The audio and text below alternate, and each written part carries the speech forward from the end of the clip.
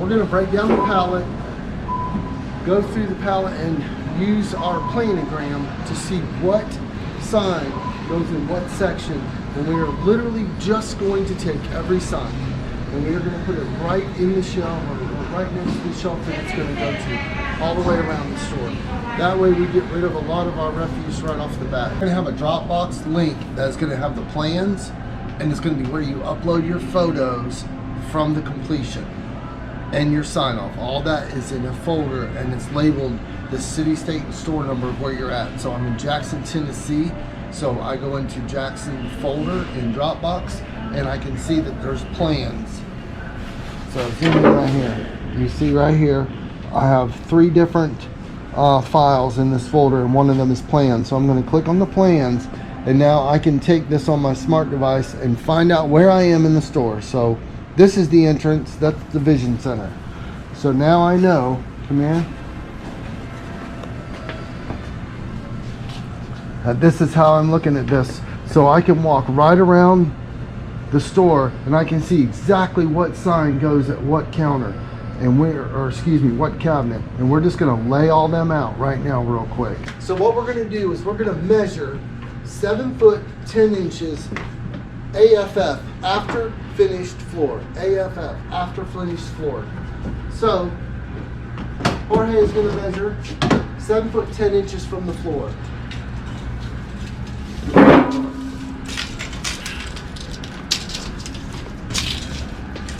He's gonna make a mark, and then I'm just gonna take a 3 foot level. I'm gonna put one end of it on his mark,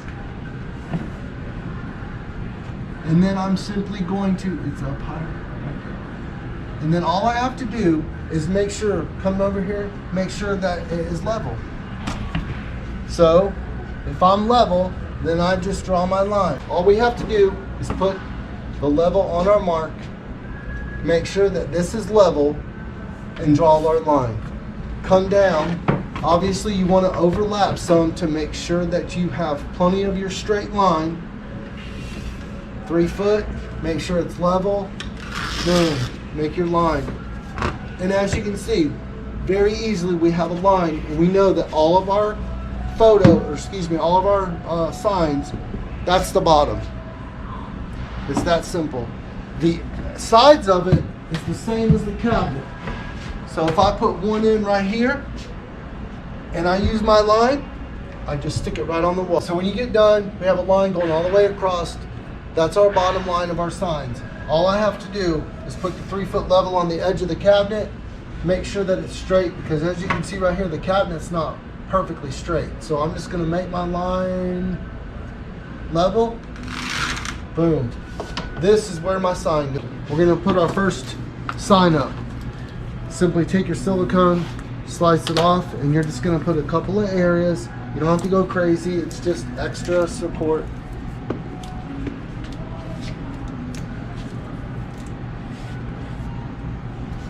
Something like that. And then I use a knife to take the paper off, like so. If you want to carry a box around and put it all in so you don't have to pick it up later. Alright. So we already have our line. We know that we have this sign the same width. So it's just a matter of lining it up. I'm going to get that side, I'll get this side. And very carefully, very carefully.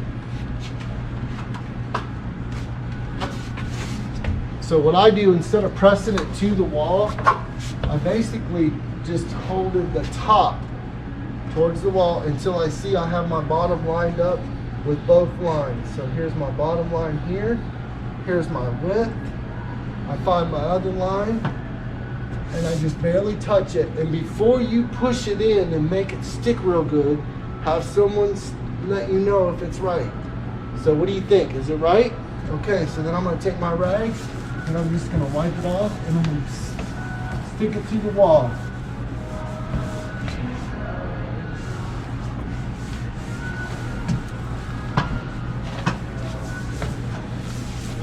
And just like that, there's our sign. Easy peasy.